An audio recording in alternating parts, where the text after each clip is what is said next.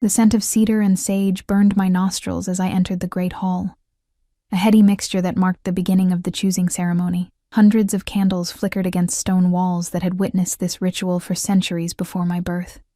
Their dancing light cast long shadows across the faces of pack members who lined the pathway, their eyes hungry with anticipation. The gentle rustle of ceremonial robes competed with the crackling of the massive hearth fire, but neither could drown out the thundering of my heart. I kept my gaze fixed on the polished stone floor beneath my feet, counting the cracks between tiles as Mother had taught me. 1, 2, 3, breathe. My blonde hair fell forward like a curtain, shielding me from the weight of their stares. As an Omega, I had learned early that invisibility was safety. To be forgotten was to survive. "Stand tall, Eleanor," my grandmother had whispered to me just hours before, as she fastened her silver pendant around my neck. The small crescent moon dangled just below my collarbone, cool against my skin. This belonged to my mother, and her mother before her. When the world tries to make you small, let it remind you that even the slightest sliver of light can illuminate the darkest night. It was the only heirloom of value in our modest home, and the only connection I had left to the grandmother who had raised me after my parents were killed in the Northern Territory Wars. Now, as I shuffled forward with the other Omegas, all of us dressed in simple white linen robes, I fought the urge to clutch the pendant. Drawing attention to oneself was dangerous, especially today. The choosing was meant to be an honor, a sacred tradition where alphas selected their personal attendants from the pool of available Omegas. In reality, it was a glorified servitude assignment, thinly veiled beneath ceremony and tradition. The Alpha King, Rowan Nightshade, sat upon his obsidian throne at the head of the hall. Even without looking directly at him, I could feel the weight of his presence. They said he had ascended to the throne after killing his own uncle in single combat, that he could shift faster than any alpha in the kingdom's history, that his wolf form stood taller than a horse. I had glimpsed him only once before, from a great distance, his massive shoulders and raven hair cutting a silhouette that haunted my dreams for weeks afterward. At his right hand sat his advisors, other high-ranking alphas with their chosen Omegas kneeling at their feet. The sight made my stomach clench. To be chosen was supposedly the highest honor an Omega could receive, but the hollow eyes of those kneeling told a different story. "Chin up, girl," hissed an older woman beside me, one of the ceremony guides. "You'll never be chosen if you keep staring at the floor like it holds the secrets of the moon goddess." I lifted my head slightly, just enough to appear obedient without making eye contact with any of the alphas. Eye contact could be interpreted as a challenge, and challenges from Omegas were met with swift, often brutal punishment. "Eleanor Moonriver," called the ceremony master, his voice echoing across the hall. My blood turned to ice. I hadn't expected to be called so soon. Traditionally, they began with the Omegas from the most prominent families, those with connections or skills that might prove useful to the nobility. My family was neither prominent nor connected. We were survivors, nothing more. The ceremony guide shoved me forward, and I stumbled slightly, catching myself before falling. A few chuckles rippled through the crowd, and heat bloomed across my face. Humiliation was a familiar companion, but it never grew easier to bear. I approached the center of the hall, my feet carrying me forward on memory alone as my mind raced with confusion and dread. Why call me now? What had I done to draw their attention? "State your lineage and abilities," commanded the ceremony master, his silver staff glinting in the firelight. "Eleanor Moonriver," I spoke, my voice barely audible even to my own ears. I cleared my throat and tried again. "Daughter of Sarah and William Moonriver of the Eastern Valleys. Granddaughter of Iris Moonriver, healer." I swallowed hard before adding, "I have training in herbcraft and basic healing." The great hall fell silent. Healing was a rare skill among our kind, even a rudimentary knowledge passed down through generations. My grandmother had begun teaching me before her passing last winter, but my training was far from complete. "Step forward to be examined," the ceremony master instructed. I moved toward him, keeping my eyes downcast. This was the moment I dreaded most, when alphas could approach to scent and inspect potential choices. My skin crawled at the thought of their invasive gazes, their hungry evaluations. No one moved. The silence stretched until it became painful. until I could feel every heartbeat in the room pulsing in time with mine. Had I committed some unknown offense? Was I to be passed over entirely, left to the scrap assignments given to unchosen Omegas? Then, a rustle of movement, the sound of a heavy cloak shifting against stone. Footsteps, deliberate and measured, descending from the dais where the royal throne stood. My peripheral vision caught the edges of a dark cloak, embroidered with silver threads that caught the light with each movement. Black boots came into view, stopping just within my line of sight. A collective gasp rippled through the hall. "Look at me," came a voice, deep and resonant, carrying authority that seemed to vibrate through my very bones. I couldn't breathe. The command had come from King Rowan himself. Alphas of his status never participated in the examination of Omegas. They sent representatives, advisors who would select suitable candidates for final approval. The king himself hadn't personally chosen an Omega in living memory. Slowly, fighting against every instinct that screamed for me to keep my head down, I raised my gaze. First, I saw broad shoulders encased in ceremonial armor, polished to a mirror shine.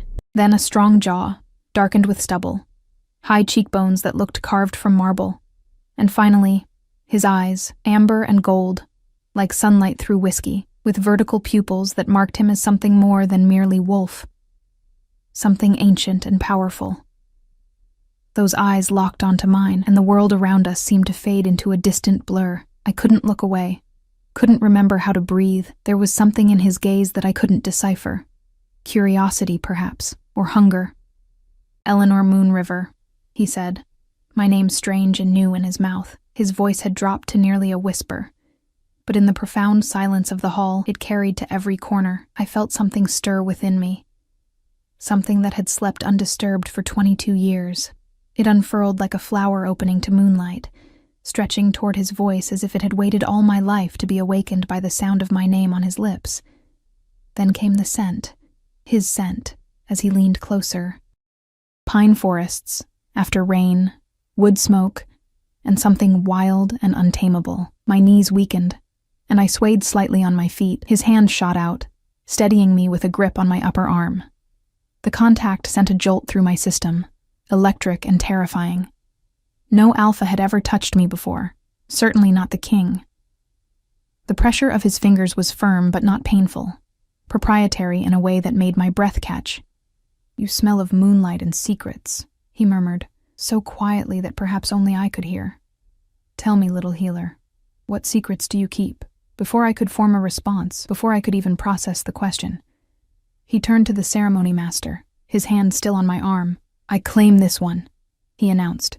His voice returned to its full commanding power. The hall erupted in shocked whispers. I stood frozen, unable to comprehend what had just happened. The king never chose. And certainly not someone like me. Unremarkable, untrained, unconnected. The ceremony master looked as shocked as I felt. "Your Majesty, there are many more candidates to review." "I claim this one," King Rowan repeated, cutting him off with a tone that permitted no argument. "The ceremony is concluded." With his hand still gripping my arm, he turned toward the exit. I had no choice but to follow, my feet moving automatically while my mind remained trapped in disbelief. As he led me past the assembled crowd, I caught glimpses of their faces, shock, envy, confusion, and something darker in the eyes of the other alphas. Calculation, suspicion. At the edge of my awareness, I noticed another alpha rise from his seat among the king's advisors. Lord Darius, the king's cousin and rumored rival. His cold blue eyes followed our progress, his mouth a tight line of displeasure. As we passed through the massive double doors that led from the great hall, I risked one glance back over my shoulder.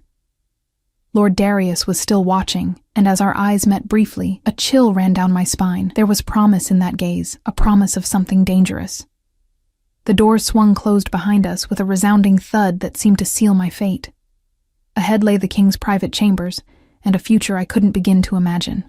Behind me lay everything I had ever known, severed by 4 simple words. I claim this one. The pendant at my throat suddenly felt heavier, my grandmother's words echoing in my mind. Even the slightest sliver of light can illuminate the darkest night. But as the king led me deeper into the shadowed hallway, I wondered if any light could survive in the darkness I was entering. The corridors of the palace were a labyrinth of stone and shadow, each turn taking us deeper into the heart of the fortress. King Rowan moved with confident strides, his hand still firmly around my upper arm. I struggled to keep pace, my ceremonial slippers sliding against the polished floor. The walls were adorned with tapestries depicting hunts and battles, the eyes of painted wolves seeming to follow our progress. Torches cast our shadows in grotesque, elongated forms that danced along the walls beside us. The scent of pine and cedar grew stronger as we walked, mingling with the metallic tang of old stone and something else, something primal that made the fine hairs on my arms stand on end. "Your Majesty," I finally managed to whisper, my voice trembling.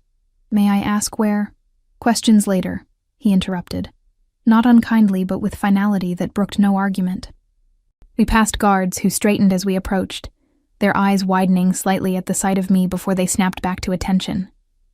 A pair of beta servants scurried out of our path, pressing themselves against the wall, their gazes dropping to the floor. After what felt like an eternity, we reached an imposing door carved with the royal insignia, a wolf, howling beneath a crescent moon. King Rowan released my arm to press his palm against the wood. Something clicked, and the door swung inward. "Enter," he commanded. I hesitated at the threshold, my heart hammering against my ribs. Everything I'd ever been taught told me that entering an Alpha's private chambers, especially alone, was dangerous for an unclaimed Omega. But he had claimed me, hadn't he? In front of the entire court. The room beyond was not what I expected. Instead of the opulent bedchamber I had feared, I found myself in a spacious study. Bookshelves lined the walls from floor to ceiling, interrupted only by tall windows that looked out over the forest beyond the palace walls. A massive desk dominated one end of the room, its surface covered with maps and documents. A fire crackled in a stone hearth, casting the room in warm amber light that reminded me of the king's eyes. "Sit," he said, gesturing to a chair across from a smaller, more intimate seating area near the fire. I perched on the edge of the chair, hands folded in my lap, gaze fixed on the intricate pattern of the rug beneath my feet. The soft cushion seemed to swallow me, making me feel even smaller in his presence. King Rowan didn't sit immediately. Instead, he moved to a sideboard and poured amber liquid into 2 crystal glasses. The clink of glass against glass sounded unnaturally loud in the quiet room. "Drink," he said, offering me one of the glasses. I accepted it with shaking hands, careful not to let our fingers brush. The liquid burned a path down my throat when I took a small sip, but the warmth that bloomed in my chest afterward was not unpleasant. He lowered himself into the chair opposite mine, his powerful frame making the furniture seem delicate by comparison. For several long moments, he simply observed me, those unusual eyes tracking every minute shift of my posture, every flicker of expression I couldn't suppress. "Do you know why I chose you, Eleanor Moonriver?" he finally asked, his voice quieter now that we were alone. I shook my head slightly, still not meeting his gaze directly. "No, Your Majesty. Look at me when you speak," he said, the command gentle but unmistakable. Gathering every shred of courage I possessed, I raised my eyes to his. The intensity of his gaze nearly stole my breath again. "No, Your Majesty," I repeated. "I don't know why you chose me." He leaned forward slightly, elbows resting on his knees, the glass dangling from long fingers. "When you entered the hall, every other Omega kept their eyes down, their shoulders hunched. Proper behavior for the ceremony, of course." His lips curled in what might have been a smile or a grimace. "But you were counting." My breath caught. Counting? The tiles on the floor. I watched you. 1, 2, 3. Your lips moved slightly with each number. He tilted his head, studying me, not in fear or submission, but in focus, as if you were solving a puzzle only you could see. I stared at him, stunned that he had noticed such a small detail from his position on the throne. "And then there's your scent," he continued, inhaling deeply as if to capture it again. "Unique. Most Omegas smell of submission, of eagerness to please. You smell of—" He paused, searching for the word. "Resilience." and the pendant at my throat suddenly felt warm against my skin, almost as if responding to his words. I am resilient? The question escaped before I could stop it. Disbelief evident in my tone. Something flashed in his eyes, amusement perhaps. You survived the Northern Territory wars as a child. You lost your parents, were raised by a healer grandmother who taught you her craft, and when she passed, you continued to survive. Yes, Eleanor Moonriver. I would call that resilient. My fingers tightened around the crystal glass. How do you know these things about me? I make it my business to know my subjects, he replied smoothly. Too smoothly. There was something he wasn't telling me. Before I could ponder this further, a sharp knock at the door interrupted us. King Rowan's expression darkened. Enter, he called, his voice returning to its commanding timbre. The door opened to reveal a tall, lean man with silver at his temples. His scent marked him as an alpha, though not as powerful as the king. His eyes widened slightly at the sight of me before fixing on Rowan. Your Majesty, forgive the interruption. The council is assembled and awaiting your presence. Lord Darius is impatient. King Rowan's jaw tightened. Darius can learn patience, Thorn. Tell them I'll arrive when I'm ready. The man, Thorn, bowed slightly, but didn't immediately leave. There's also the matter of the Northern delegation. They've requested to move tomorrow's audience earlier. Denied, Rowan said flatly. They'll wait until the appointed time. Thorn's gaze flickered to me again, curiosity evident in his expression. And your new companion, Your Majesty? Shall I arrange quarters for her in the Omega Wing? The king's response was immediate and sharp. No, have the chamber adjoining mine prepared. He turned to me. You'll need to be close if I require your healing skills. Thorn couldn't quite mask his surprise, though he recovered quickly. As you wish, Your Majesty. With another bow, he withdrew, closing the door behind him. When we were alone again, King Rowan set down his glass and stood. The sudden movement made me flinch involuntarily, a reaction he noted with a slight narrowing of his eyes. You fear me? He stated. It wasn't a question, but I felt compelled to answer anyway. I fear what I don't understand, Your Majesty. And I don't understand why I'm here. He moved toward one of the tall windows, his back to me as he gazed out at the darkening sky. The politics of the court are complex and treacherous, little healer. What I require from you is equally complex, but not, I think, treacherous. What exactly do you require from me? I asked, surprising myself with my boldness. He turned then, and for the first time, I saw something vulnerable pass across his features.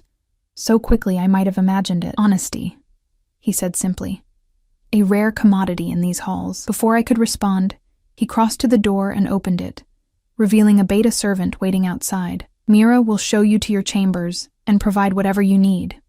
Rest. Tomorrow will bring challenges enough. I rose unsteadily to my feet, the reality of my situation beginning to sink in. I was now the personal Omega to the Alpha King, a position that would place me directly in the crosshairs of court politics I barely understood. Your Majesty, I began, uncertain what I even wanted to ask. Tomorrow, Eleanor, he said, his voice softer than I'd heard it yet. Rest now.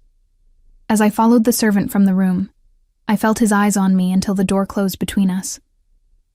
Mira led me through another series of corridors, these more richly appointed than the ones I'd traversed with the king. Plush carpets muffled our footsteps, and the stone walls gave way to wood paneling inlaid with mother of pearl. Here we are, miss, Mira said, opening a door that revealed a chamber more luxurious than any I'd ever seen. The king's quarters are through that door. She pointed to a connecting door on the far wall. The implication made my cheeks burn. I don't... Mira's expression softened slightly. The king has never claimed an Omega before, miss. Not in all the years I've served here. It's caused quite a stir below stairs. Why not? I asked before I could stop myself. She shrugged. Some say he never found one worthy. Others say it's because of what happened to his mother. She was an Omega, you know, before she married the old king. My curiosity piqued. What happened to her?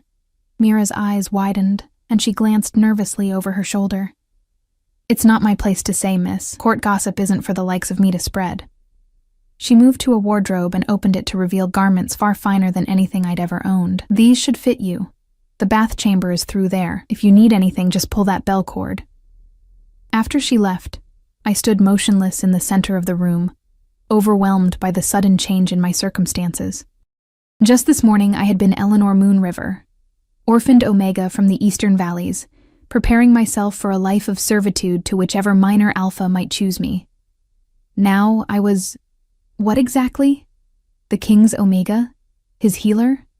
A pawn in some court game I didn't understand? I moved to the window and gazed out at the palace grounds. The moon had risen, its crescent shape echoing the pendant I wore. In the courtyard below, guards patrolled in precise patterns. Beyond the walls, the great forest stretched like a dark sea to the horizon. A movement in the courtyard caught my attention. Lord Darius stood in conversation with two other alphas, their heads bent close together. Even from this distance, there was something predatory in their posture. As if sensing my observation, Darius looked up suddenly, his gaze searching the windows until it seemed to lock with mine. I stepped back hastily, heart racing. Something about that man frightened me on a primal level. Turning away from the window, I caught my reflection in a mirror across the room. I barely recognized myself. Cheeks flushed, blue eyes wide with anxiety, blonde hair tangled from the day's events. The white ceremonial robe seemed out of place against the rich colors of the chamber. On impulse, I removed my grandmother's pendant, holding it in my palm.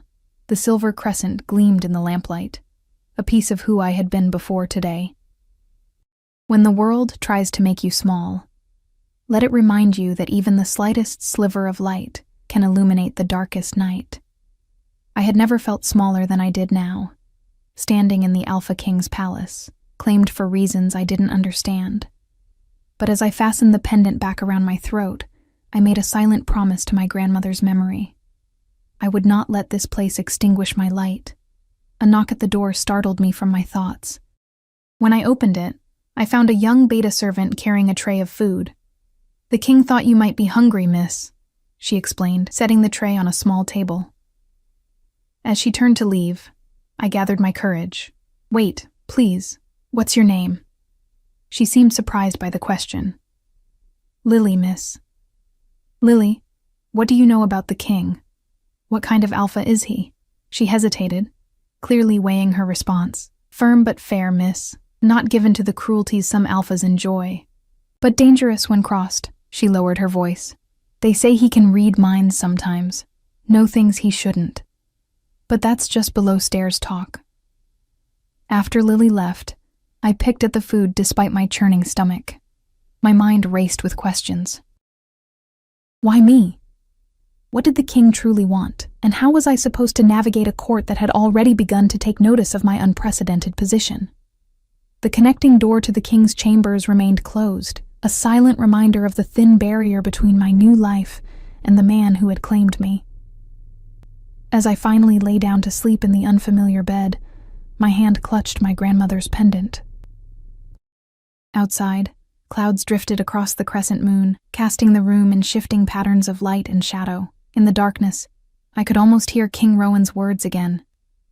"You smell of moonlight and secrets.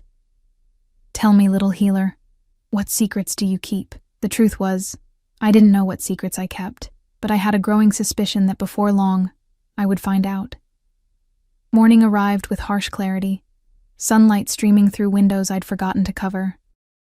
I woke disoriented, the luxurious bed and unfamiliar surroundings momentarily confusing me, until yesterday's events came rushing back.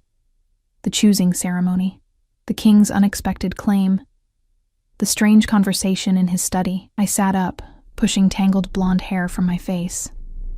My fingers automatically sought the silver pendant at my throat, finding comfort in its familiar weight. A soft knock at the door preceded Mira's entrance. She carried a tray of breakfast and a bundle of clothing. "Good morning, miss. The king requests your presence at the council meeting this morning." She set the tray beside my bed. "He said to tell you that your skills might be needed." My skills? The only skills I possessed were rudimentary herbcraft and healing knowledge, hardly useful at a political council meeting. "When am I expected?" I asked, reaching for the steaming cup of tea she'd brought. "1 hour, miss." The blue dress should fit well enough for now. A proper wardrobe is being arranged. She hesitated, then added, "If I may say, miss, many eyes will be watching you today. The king's claim has caused quite a stir." After she left, I dressed carefully in the provided garments, a gown of midnight blue that fit as if made for me, though I knew that couldn't be possible. The fabric was finer than anything I'd ever worn, soft against my skin and embroidered with silver thread that caught the light when I moved. I plaited my hair in a simple style, letting it hang over one shoulder. As I fastened my grandmother's pendant around my neck, a sharp rap came at the door, connecting my chamber to the king's. "Enter," I called, my voice steadier than I felt. King Rowan filled the doorway, even more imposing in daylight than he had been in the candlelit study. He wore formal attire, a deep charcoal tunic with silver accents, the royal crest emblazoned on his chest. His raven hair was tied back, emphasizing the sharp angles of his face. Those amber eyes assessed me with unnerving thoroughness. "You look," he began, then seemed to reconsider his words. "The dress suits you." "Thank you, Your Majesty," I replied, dropping my gaze. "Eleanor." The way he said my name, soft but commanding, drew my eyes back to his. "When we are alone, you may call me Rowan." The informality shocked me. "That wouldn't be proper, I didn't bring you here for propriety," he interrupted. "I brought you here for honesty, remember? Titles create distance. Distance breeds deception." I swallowed hard. "As you wish. Rowan." His name felt strange on my tongue, forbidden and intimate. A small smile curved his lips, transforming his severe features into something almost approachable. "Better, now come. The council awaits, and they're not known for their patience." He offered his arm, another shocking breach of protocol. Alphas, especially royal ones, didn't escort Omegas like equals.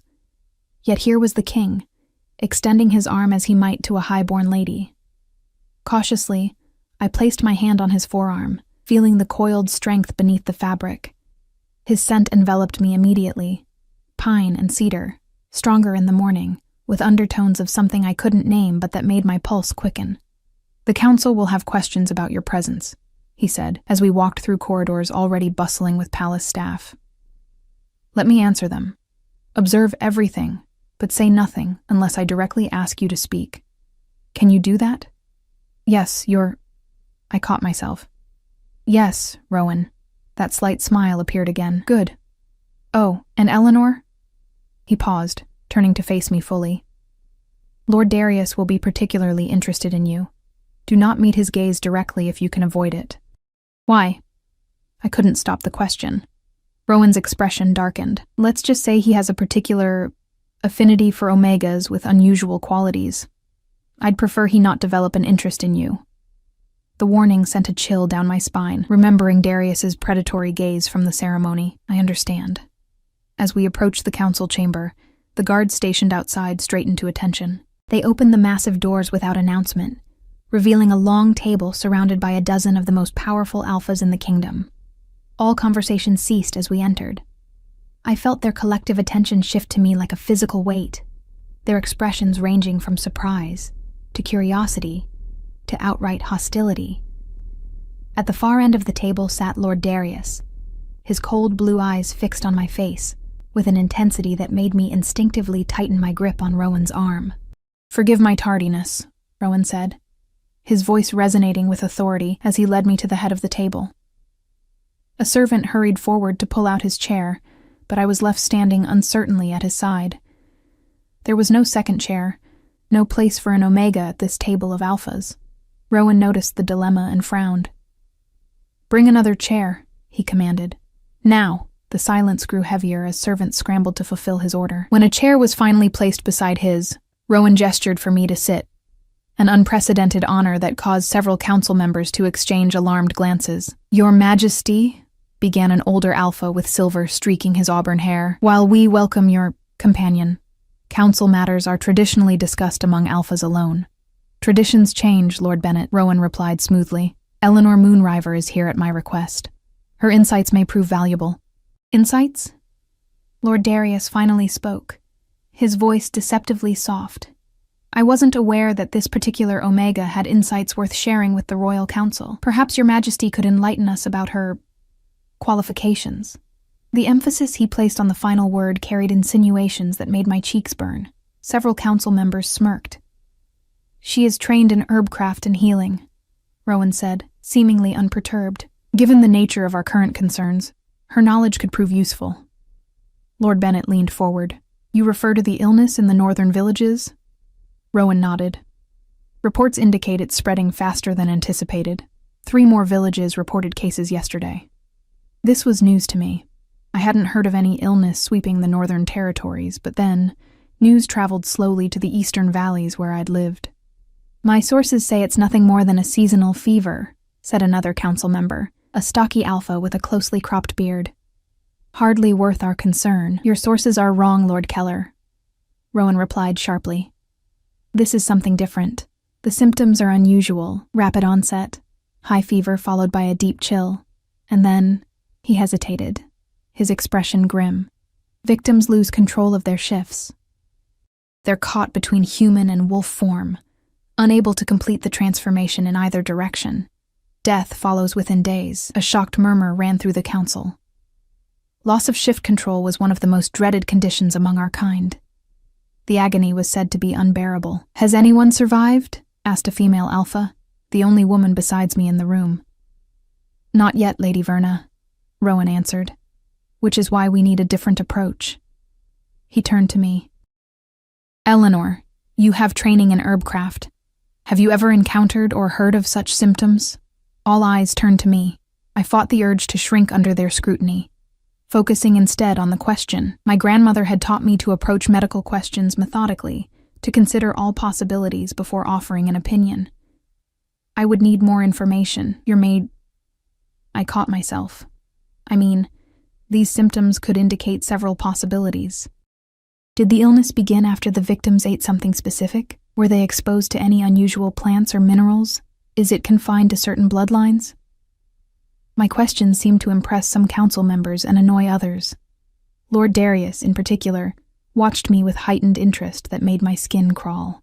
The reports don't specify, Rowan said, but we've arranged for you to examine the latest victim, a messenger who collapsed upon reaching the palace gates yesterday. He's currently in the infirmary. This was news to me as well, and I couldn't hide my surprise. You wish me to examine him? Yes, Rowan confirmed. After the council meeting, the royal physician has tried conventional treatments without success. Lord Darius laughed softly. Surely you don't expect an untested Omega with incomplete training to succeed where Master Aldrich has failed. The man has 30 years of experience. Sometimes fresh eyes see what experienced ones miss, Rowan countered. Besides, Eleanor comes from a line of healers who specialized in shift-related ailments. Her grandmother was Iris Moonriver. Several council members reacted to the name, including Lord Bennett, whose eyes widened. Iris Moonriver of the Eastern Valleys? She was renowned for her healing abilities, particularly with shift complications. I stared at Rowan, startled by his knowledge of my grandmother.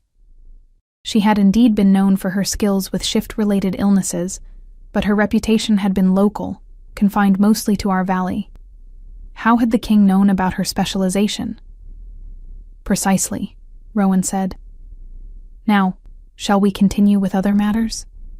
The border dispute with the Southern Pack requires our attention. The meeting proceeded, discussions shifting to territorial issues, resource allocation, and diplomatic relations with neighboring packs.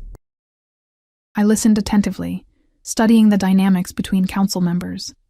Lord Darius opposed almost every suggestion Rowan made, though he couched his objections in reasonable terms. Others seemed to align with either Rowan or Darius, creating a clear division within the council.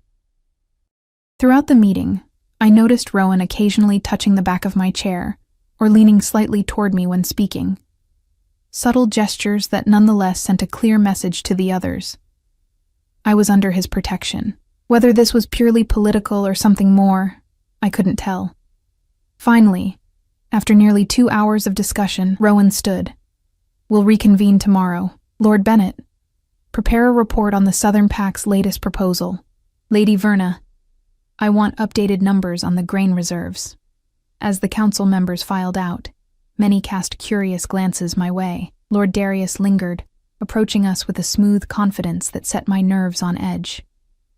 "Your Majesty," he began, his gaze sliding to me, "I wonder if I might borrow your new healer for a consultation. One of my household staff has developed an unusual rash that has our physician puzzled." Rowan's posture stiffened slightly. "Perhaps another time, Darius." "Eleanor has an urgent matter to attend to in the infirmary." Darius smiled, the expression not reaching his eyes. "Of course. Another time, then." He turned his attention fully to me. "I look forward to learning more about your talents, Eleanor Moonriver." The way he said my name made it sound like a threat. I fought the impulse to step closer to Rowan. After Darius left, Rowan led me from the council chamber, his hand at the small of my back. Once we were alone in the corridor, I released the breath I'd been holding. "He frightens me," I admitted quietly. "Good," Rowan replied. "Fear will keep you cautious around him. Darius is dangerous, especially to Omegas." I wanted to ask more, but we had reached the infirmary, a large, airy chamber on the palace's eastern side. Sunlight streamed through tall windows, illuminating rows of beds, most unoccupied. At the far end, screens had been erected around a single bed. An older man with a trim white beard approached us, bowing deeply to Rowan. "Your Majesty, we weren't expecting you personally." "Master Aldrich," Rowan acknowledged. "This is Eleanor Moonriver. She has training in herbcraft and healing, particularly with shift-related conditions. I'd like her to examine the messenger." Aldrich's skeptical gaze swept over me. "With respect, Your Majesty, the man's condition is highly unstable." "I'm not sure an untrained—" "She is Iris Moonriver's granddaughter," Rowan interrupted. Recognition flickered in Aldrich's eyes. "I see. Very well, but I must warn you, it's disturbing." He led us to the screened-off bed. The smell hit me before we even rounded the partition. A wrong scent, bitter and metallic, undercut with the rot of decay, though the man still lived. On the bed lay a figure that could no longer be properly called either human or wolf. Patches of fur sprouted from skin that stretched and contracted as if something beneath was constantly trying to reshape itself. One arm had partially transformed into a paw, claws extending from fingers that were neither human nor wolf. His face was the worst. Features caught mid-shift, jaws elongated, ears pointed, yet still recognizably human in the eyes that gazed at us with lucid terror. "How long has he been like this?" I asked, fighting to keep my voice steady. "He arrived yesterday at dusk, already in the early stages," Aldrich replied. "The progression was rapid. I've tried wolfsbane tincture, silver powder suspension, and the sacred herbs, all without effect." I approached the bed cautiously. "May I?" I asked the suffering man. He gave a jerky nod, a whimpering sound escaping his distorted throat. Gently, I placed my hands on his forehead. The skin burned beneath my touch, yet his body shivered with cold. Something was terribly wrong with his shift energy, the primal force that allowed our kind to transform between human and wolf forms. It felt corrupted somehow, as if a foreign presence had invaded the natural flow. "Has he been able to tell you where he came from? What he might have encountered?" I asked.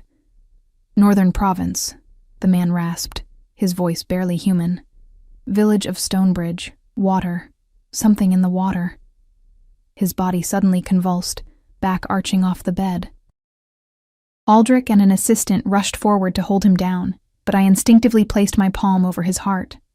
"Easy," I murmured, falling into the soothing rhythm my grandmother had taught me for calming distressed patients. "Breathe with me, slow and steady." To my surprise, he responded, his spasms gradually subsiding. As my hand remained over his heart, I felt something strange, a subtle resonance between my energy and his, as if my presence was temporarily stabilizing his shift. It wasn't a technique my grandmother had taught me. It was happening instinctively. When I finally withdrew my hand, I glanced up to find both Aldrich and Rowan watching me intently. "You calmed the shift tremors," Aldrich said, wonder and suspicion mingling in his voice. "How?"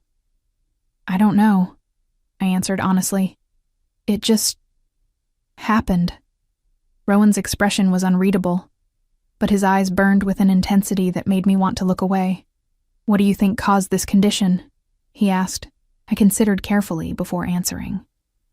Something is interfering with the natural shift energy. It feels deliberate, not like a natural illness. The messenger mentioned the water in Stonebridge. I think something might have been introduced to their water supply. Poison? Aldrich asked sharply. Not conventional poison, I clarified. Something that specifically targets our ability to shift. I've never seen anything like it, but my grandmother's journals mentioned ancient herbs that could disrupt shifting if combined correctly. Rowan's jaw tightened.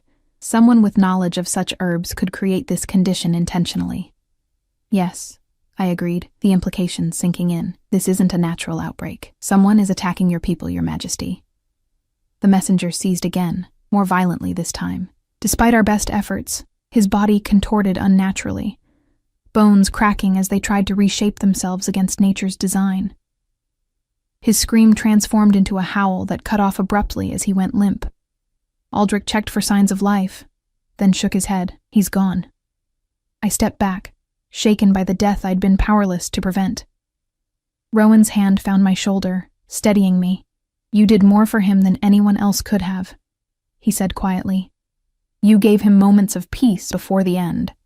As we left the infirmary, Rowan guided me to a small courtyard garden where we could speak privately.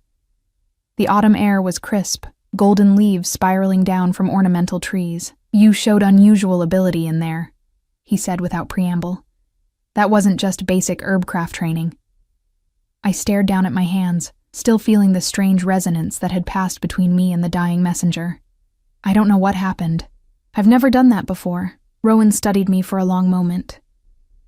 I think you do know, Eleanor, or at least you suspect. He reached out, his fingers brushing my grandmother's pendant. This isn't just a family heirloom, is it? His touch sent a jolt through me, not unpleasant, but startling in its intensity. My grandmother said it would protect me. I always thought she meant spiritually or emotionally, not literally. Some objects carry power, Rowan said. Especially those passed through bloodlines with special abilities. I stepped back, suddenly uneasy. What are you suggesting? His amber eyes held mine. I think you know exactly what I'm suggesting, Eleanor. And I think it's the real reason you kept your head down at the choosing ceremony. His voice dropped to barely above a whisper. You're an Omega healer. The words hung in the air between us, naming what I had suspected but never fully acknowledged.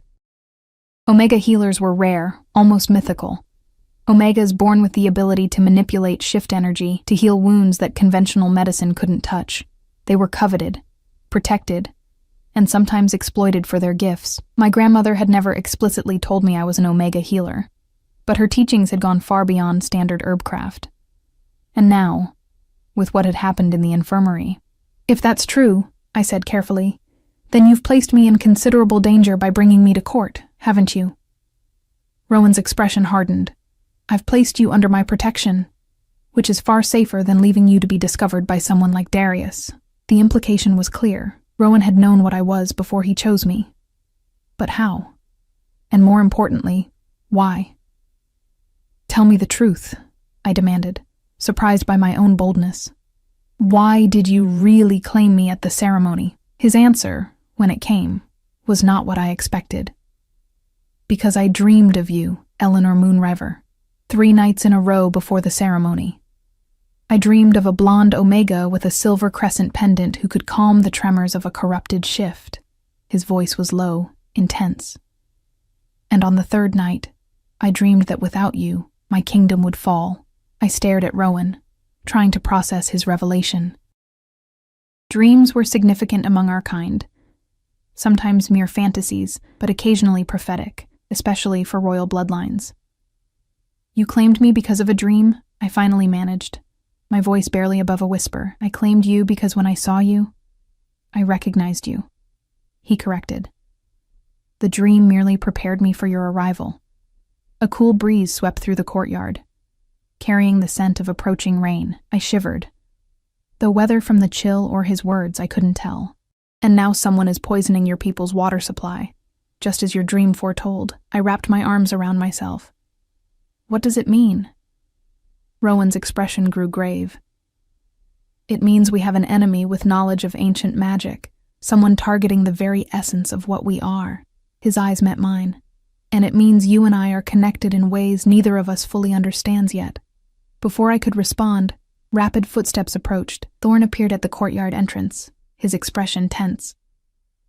Your Majesty, forgive the interruption. Another messenger has arrived from the north with reports of 3 more villages affected, and... He hesitated, glancing at me. Speak freely, Thorn, Rowan commanded. Eleanor is fully involved in this matter now. Thorn nodded.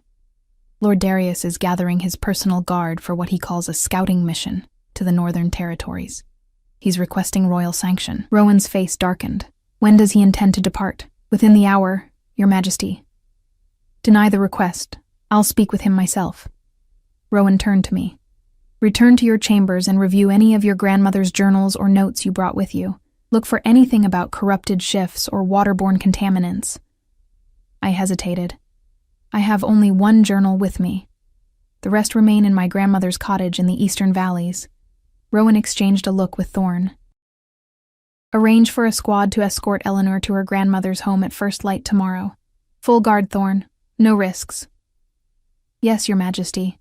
As Thorn departed, Rowan took my hand, another unexpected gesture that sent warmth spreading up my arm. This illness is spreading faster than we anticipated. We need your knowledge, Eleanor. I'll do what I can, I promised, though doubt gnawed at me. I was barely trained, with abilities I didn't fully understand or control. I know you will. His thumb brushed lightly over my knuckles. Trust your instincts. They led you to survive this long as an unidentified Omega healer. No small feat. His confidence in me was both comforting and terrifying.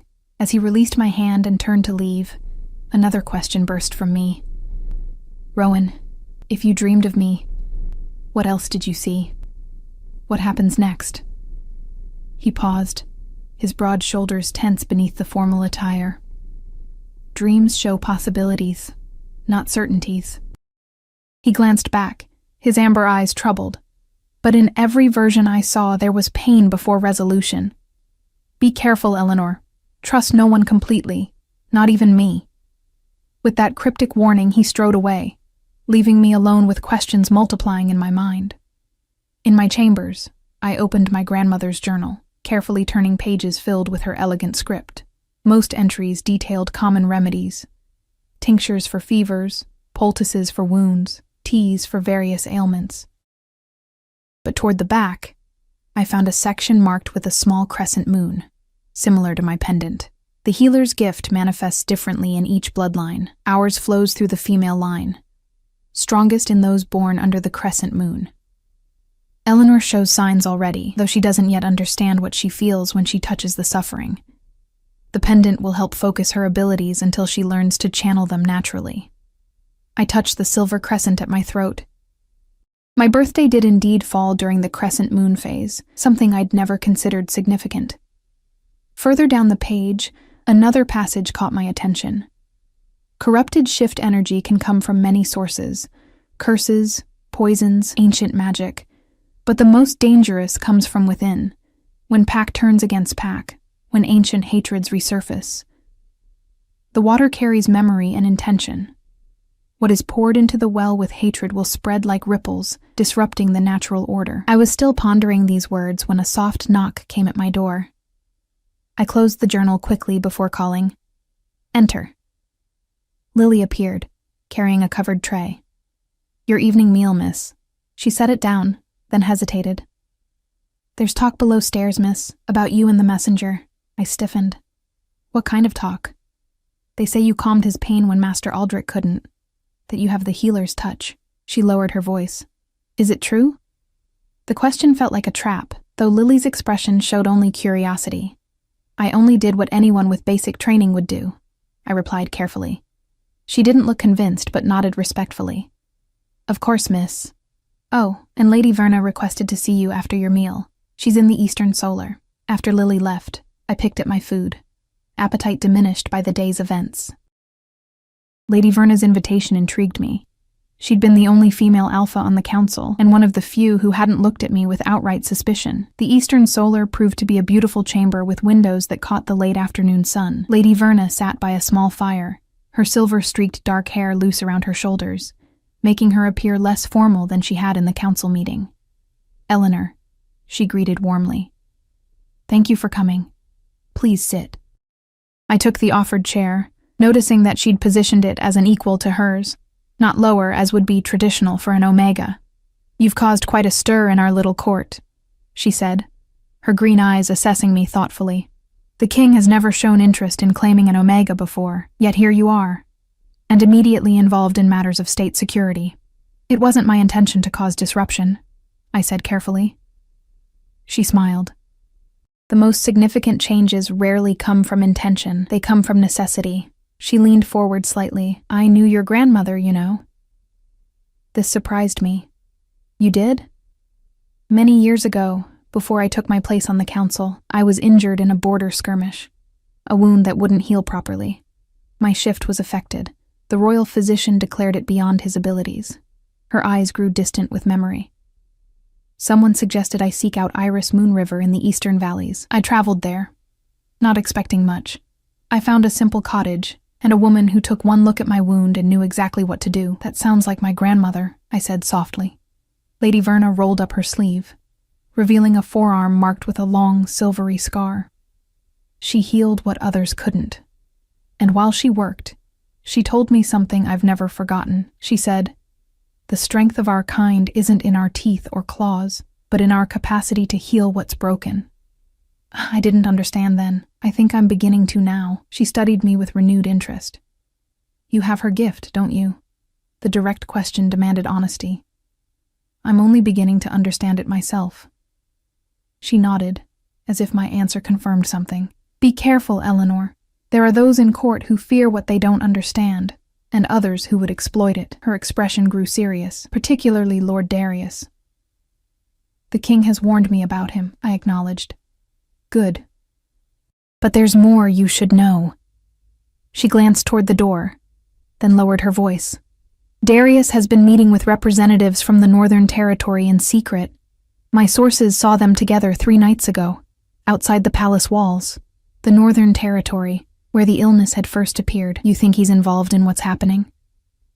"I think nothing happens in this kingdom without Darius knowing about it," she replied carefully. "Whether he's directly involved or merely exploiting the situation, I can't say, but his sudden interest in the northern villages is concerning." "Why tell me this?" I asked, suspicion edging into my thoughts. "Because Rowan trusts you, and I trust Rowan," she said simply. "And because your grandmother once showed kindness to a stranger when she had no obligation to do so. I repay my debts, Eleanor Moon River." As I returned to my chambers, Lady Verna's warning mingled with Rowan's. "Trust no one completely." The palace suddenly felt like a maze of shadows, with dangers lurking behind polite smiles and formal bows. I found another visitor waiting outside my door, Thorn, his expression grim. "The king requests your presence immediately," he said without preamble. "There's been a development." He led me not to Rowan's study, but to a smaller chamber I hadn't seen before. Maps covered the walls, and a large table dominated the center, strewn with reports and sketches. Rowan stood examining one such map, his posture rigid with tension. He looked up as we entered, his eyes finding mine immediately. "Eleanor, thank you for coming quickly." He gestured to the map. "We've marked all villages reporting cases of the shift illness. I thought perhaps you might see a pattern we've missed." I approached the table, studying the red marks dotting the northern regions of the kingdom. They formed a rough line following. "The river," I said, tracing the blue line winding through the marked villages. "Every affected village draws water from the Moonflow River." Rowan nodded. "Exactly as you suspected, something in the water. But there's more." He indicated a spot near the river's source. "This is Blackcrest Mountain. There's an abandoned silver mine here that was sealed decades ago after an accident. Our latest reports indicate the seals have been broken. Someone has been inside. Silver can affect our shifting," I murmured, pieces falling into place. If someone found a way to introduce it into the water supply in a particular form, it could explain the symptoms, Rowan agreed. But ordinary silver wouldn't cause the corruption we're seeing. It would need to be combined with something else. My grandmother's journal entry flashed in my mind. The water carries memory and intention. What is poured into the well with hatred will spread like ripples. It's not just what's in the water, I said slowly. It's the intention behind it. Someone is deliberately poisoning your people, using silver and something else, something magical. Thorn shifted uncomfortably at the mention of magic, but Rowan's expression remained focused. Can you counter it? The question hit me with the force of a physical blow. He was asking if I could save his kingdom, just as his dream had suggested. I don't know, I admitted. I need my grandmother's other journals. There might be something there, a remedy, a counter-ritual, something to purify the water. You'll leave for the eastern valleys at first light, Rowan confirmed. But tonight, I need you to examine water samples we've collected from affected villages. See if you can sense anything useful. As Thorn left to retrieve the samples, Rowan moved closer to me, his voice dropping. I should have told you everything from the beginning. I'm sorry for the half-truths. Why didn't you? I asked, the question that had been burning inside me since his revelation about the dreams. His eyes held mine. Because some truths sound like madness until you're ready to hear them. And because... He hesitated. I needed to be certain you were what I thought. What I hoped. You were. And now? Now I'm certain, he said simply. And now we have no more time for secrets. Thorn returned with 6 glass vials, each labeled with a village name. The water inside looked clear and ordinary, betraying nothing of its deadly nature. How do I began, uncertain of the procedure. Trust your instincts, Rowan said quietly. You calmed the messenger's corrupted shift. That same sensitivity might allow you to detect what's affecting the water.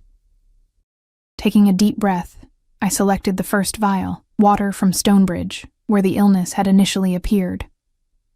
I uncorked it, the simple action somehow momentous in the silent chamber. Instead of smelling or tasting it, which seemed dangerous, I dipped my fingertips into the liquid. A sensation like ice spreading up my arm made me gasp. There was something wrong in this water. A discordant energy that felt jagged and malevolent. I closed my eyes, trying to identify the source of the wrongness. Silver, I murmured, concentrating, but altered somehow, bound to something else. I reached deeper with my senses, and intention, hatred. Someone infused this with emotion while creating it. When I opened my eyes, Rowan was watching me intently. Can you counter it? Not here. Not now, I admitted, but I think with the right herbs and ritual, at the source.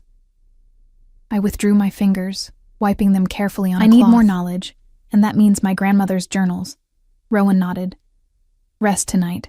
Tomorrow's journey will be demanding. As I turned to leave, he caught my wrist gently. Eleanor. His voice had softened. What you did today, the comfort you gave the messenger, what you've discovered, it matters. Remember that. His touch lingered a moment longer than necessary, his thumb tracing a small circle on my inner wrist.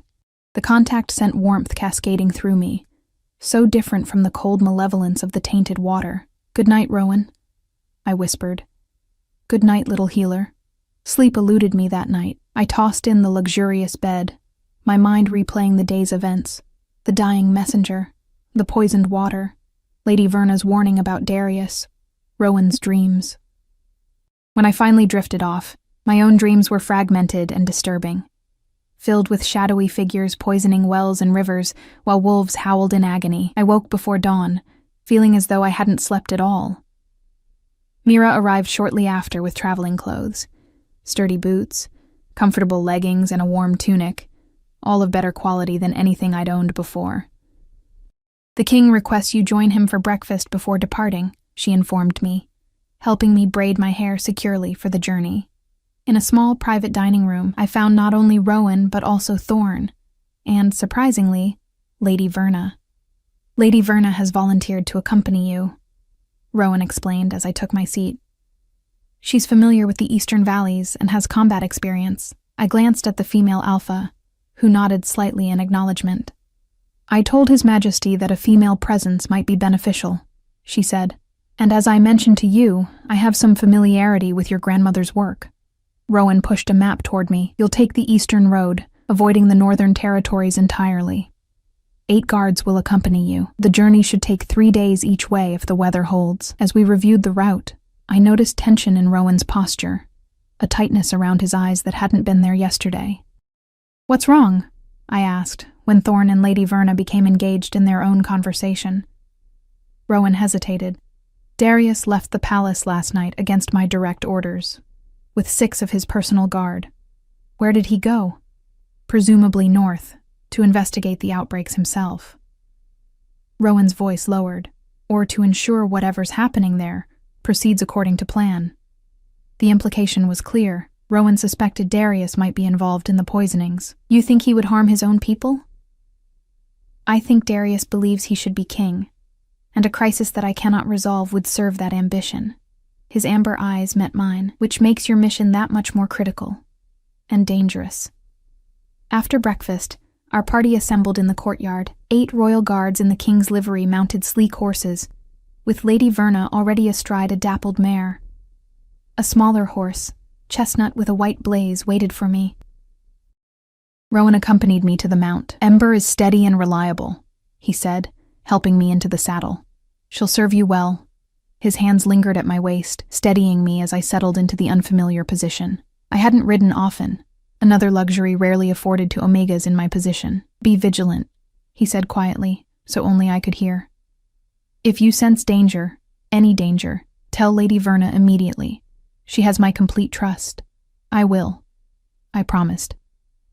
Something in his expression shifted, a vulnerability briefly replacing the confident mask of kingship. Return safely, Eleanor. The kingdom needs you. He paused. I need you. Before I could respond to this unexpected admission, he stepped back, resuming his regal posture. May the moon goddess light your path. We await your return. With that blessing, our party departed, hooves clattering against the cobblestones as we rode through the palace gates and into the autumn morning. I glanced back once to see Rowan's tall figure watching from the courtyard, a solitary silhouette against the pale stone walls. The journey east took us through forests ablaze with autumn colors, across rolling meadows where the grass had turned golden with the season's change. Despite the urgency of our mission, I found myself captivated by the landscape, so different from the limited world I'd known in my valley. Lady Verna proved a considerate traveling companion, offering riding tips and engaging me in conversation that helped distract from the physical discomfort of hours in the saddle. Iris would be proud of you, she said on the second day, as we paused to rest the horses near a clear stream. She always said her granddaughter would surpass her abilities one day. She spoke of me to you? I asked, surprised. Lady Verna smiled. She was certain you had the gift, even when you were small. She also feared for you because of it. Her expression grew somber. Omega healers have a difficult history in our kingdom. Coveted, exploited, sometimes fought over by powerful alphas. Is that why she kept my abilities secret? Why she never fully explained what I was? Likely. Lady Verna gazed across the stream. There was a time, centuries ago, when Omega healers were revered, protected by the pack as sacred.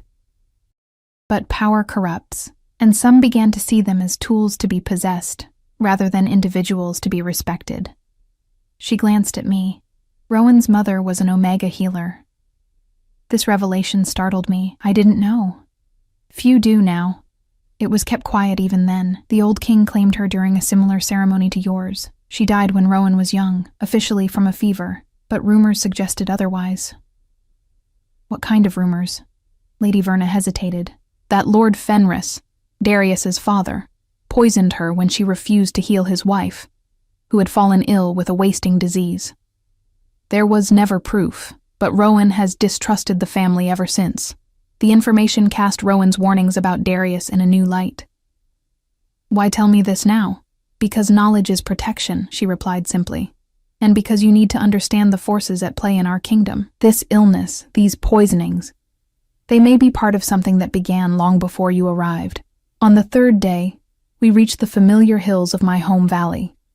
A bittersweet ache filled my chest as my grandmother's cottage came into view, a small stone structure nestled against a hillside, smoke curling from its chimney. "Smoke?"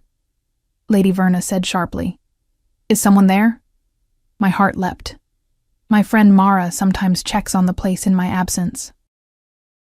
But even as I spoke, uneasiness crept through me. I hadn't told Mara when I would return. Lady Verna signaled the guards, who immediately fanned out, approaching the cottage with caution. We dismounted, waiting until they had secured the perimeter. "Clear," called the captain, "but someone's definitely inside." We approached the cottage door, which swung open before we reached it.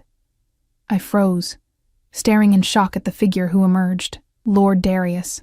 He smiled, the expression never reaching his cold eyes. "Lady Eleanor." What a delightful surprise. We weren't expecting visitors. Behind him, I glimpsed two of his guards inside my grandmother's home. One held my family's chest of journals and remedies, its lock broken open. "What are you doing here?" Lady Verna demanded, her hand moving to the sword at her hip. "The same as you, I imagine," Darius replied smoothly, "seeking answers to our kingdom's troubles." When I heard the king's new Omega came from a line of healers, I thought perhaps the grandmother's home might contain useful information. He gestured toward the chest, and indeed there are some fascinating records here. "Those belong to Eleanor," Lady Verna said coldly. "By royal decree she was sent to retrieve them." "Of course, and she's welcome to them, once we've finished our review." His gaze shifted to me, assessing. "Unless there's something specific you're looking for? Perhaps about corrupted shifts, or water purification rituals." The specific mention confirmed my worst fears. He knew exactly what we sought, and why. "Those journals are my inheritance," I said, finding my voice at last. "They contain my family's private knowledge. You have no right to them. Rights are such fluid things, aren't they?" Darius stepped closer, just as roles can change quickly. An Omega one day, the king's confidant the next, a king today perhaps, something else tomorrow. The threat hung in the air between us. Lady Verna moved slightly, positioning herself between Darius and me. "Your implication borders on treason, Lord Darius," she said quietly.